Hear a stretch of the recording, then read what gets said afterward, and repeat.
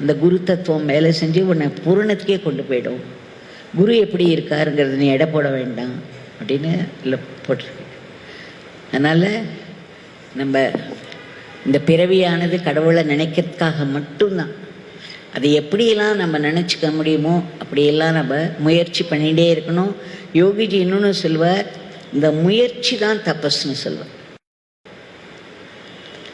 அவருடைய குரு அவரை இனிஷியேட் பண்ணும்பொழுது ஓம் ஸ்ரீராம் ஜெயராம் ஜெய் ஜெயராம் மந்திரம் இனிஷியேட் பண்ணிட்டோ பப்பா ராம்தாஸ் ஆனந்தாஷ்ரம் அவர் சொன்னார், 24 மணி நேரமும் நீ இந்த ஜபம் பண்ணு அப்படின்னு.